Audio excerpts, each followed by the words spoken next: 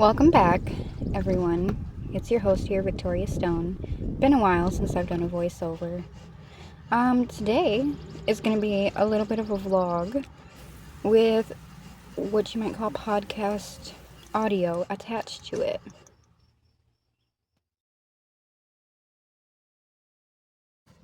I have not scripted this, and I'm just going to jump right in and speak from my heart.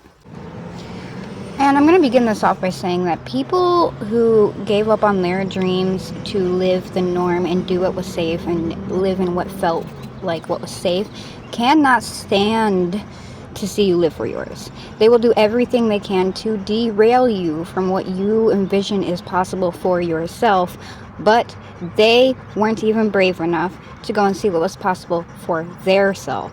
So you should not listen to them.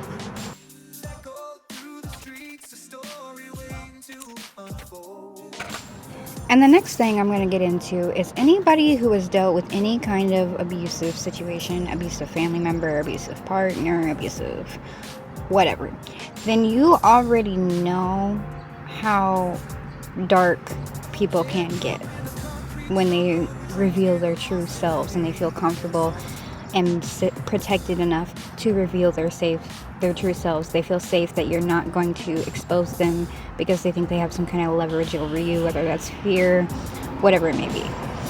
And this makes me want to go into talking about how people will gaslight themselves into thinking they have power over you so hard that you yourself will start to believe it unless you have the mental fortitude and possibly a little bit of maturity and life experience to see through what it is that they're trying to put down on you.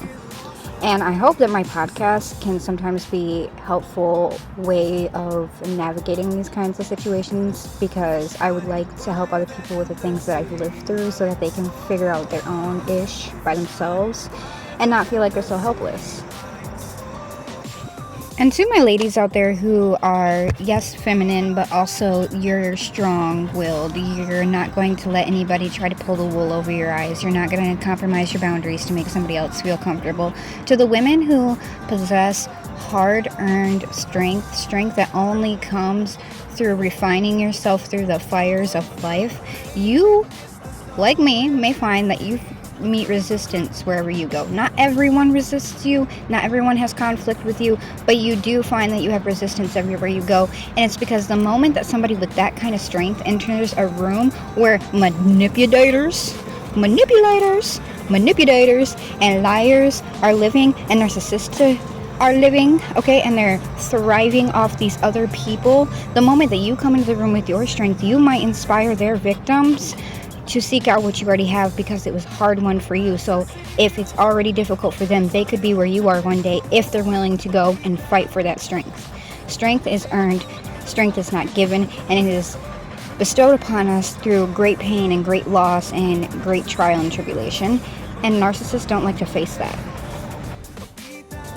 And the moment that you full send commit to yourself, you're willing to stand up for yourself no matter what the situation is, no matter if you're intimidated or not, you're willing to stand up for yourself. The moment that you're willing to go after the things that are uncertain because you're willing to take a risk on yourself, you're willing to roll the dice on yourself, the moment you start investing in yourself, the moment you start pampering your body, your skin, your hair, your nails, your organs, all the things, the moment that you're consistently choosing that and only that, and you're actively looking for those things and only those things, people will begin to be like, oh, she's self-absorbed, she's so full of herself, who does she think she is, blah blah blah.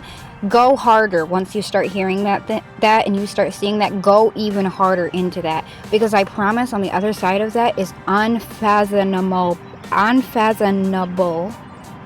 joy, peace, comfort, bliss, finances, all the things are waiting on the other side of that. You just gotta get through that last freaking stretch. It's like running 10 miles and then by the 10th mile you're ready to give up. You just gotta get through that 10th mile, and on the other side of that will be all the things that you've been seeking and actively wishing for, and it could be even better and greater and bigger than you ever even imagined.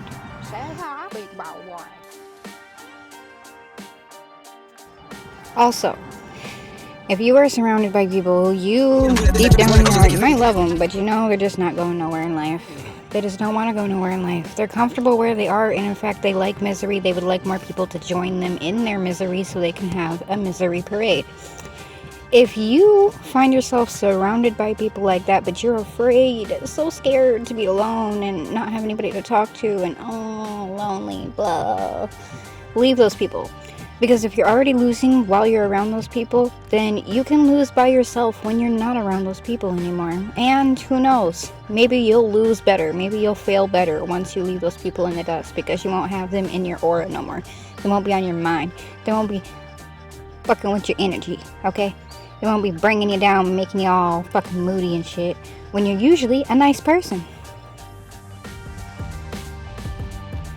And learning to trust yourself, learning to fully commit to yourself, learning that you are the end-all be-all. At the end of the day, everybody else who's in your life is temporary. You're the only thing and only one in your life who is not temporary. Coming to terms with that and acting with that mindset and embodying that kind of behavior is going to be difficult. It's going to be a transition. There's going to be people who don't like it. There's going to be people that you just can't stand to be around no more, because the more you change into that person, the less that you're willing to be tolerating the shit that you were when you were the other person, when you were willing to deal with all that shit, because you weren't committing to yourself fully and you didn't think that you could handle it, and you don't want to risk failing and everybody being right. But once you get over that fear, once you start realizing that none of these people matter, and at the end of the day you're replaceable to most of these people, you're not even like a permanent thing in their life, then you start becoming more comfortable with committing to yourself, because everybody else is temporary. Literally everyone else in your life is temporary. And if you're a single girly and you don't like being a single girly, all I got to say is Vogue says that in this day and age it's embarrassing to have a boyfriend, because these boyfriends want princess treatment. They want you to be the man. At that rate, why don't you get you a wife? You know? If you're gonna have to give someone princess treatment as a woman anyway, get you a wife. She'll do more for you. She'll probably pay more attention to your feelings too.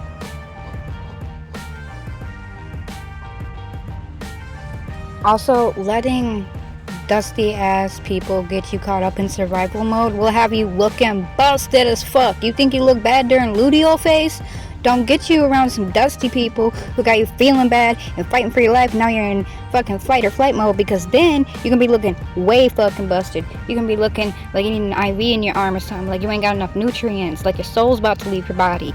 You don't want to walk around looking like that. You think luteal is bad? Girl, do not enter fight or flight mode. Do not enter survival mode, because the moment you do that, everything starts going downhill. Your nails are cracking, your hair is fucking shit, you got acne all over, you sweat like a mug, your BO is changing. Like, all the things that you don't want to be happening will start happening. So not only is your mental state going to shit, but then your physical state is going to shit. And is that really worth it?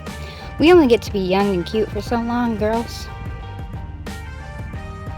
And I mean, obviously, if you're in a relationship that uplifts you and supports you and is feeding into you more than it is taking from you, etc., then that's okay and healthy, and, you know, kudos to you. Good looking out. But if you're not, then why rush into something? If you're rushing into relationships, you are insecure. And you're doing it because you feel like you need something you can't provide to yourself, and you need to work on that. Respectfully. And while we're touching on like insecurities and whatnot, if you think that you're not that attractive of a person or whatever, but people are either going out of their way to be mean to you or going out of their way to like make you feel uncomfortable, mess with you, etc., chances are that you might just be a shy person, and people actually do find you attractive. You just don't see that because somebody else sold you the script that you're not good enough or you're not attractive. And I, 10 out of 10, recommend that you take that script that they sold you and you wipe your ass with that shit with your full heart. 10 out of 10 recommend.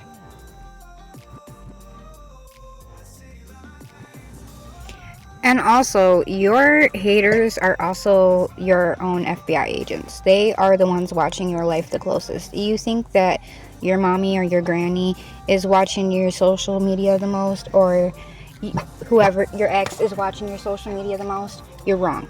It's your haters. They're the first to know anything and everything that you do. And if you get enough haters, you could monetize on that shit and get rich.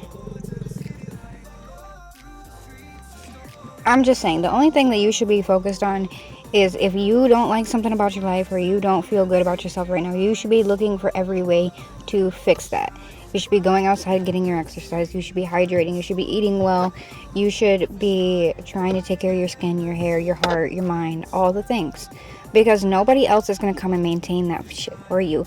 And other people will take advantage of you being down in the dumps, being insecure, being naive, etc., etc. So read, take walks, exercise, feed your mind, feed your body, feed your soul, feed your spirit, and protect all those things as well at all costs, and commit to those things more than anything else in your life. You can be committed to other things in your life, but you should be the most committed to you and what you see for your future, because nobody else is as committed to that as you are, and nobody else loses anything if that doesn't happen for you. You're the only one who will lose anything if you give up on yourself. You're the only one who loses. Everybody else gains something.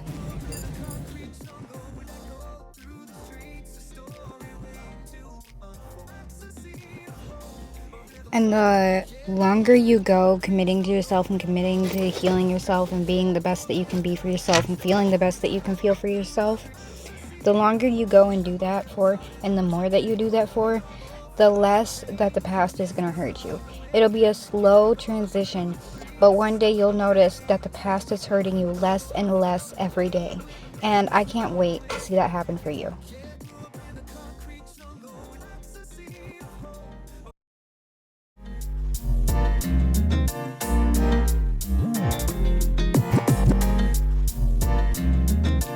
Anyway, I think we're at least nearing the end of my little rant here. If there are any other subjects that you would like me to go over or talk about, please leave them in the comments down below. And if there's anything that I left you think untalked about,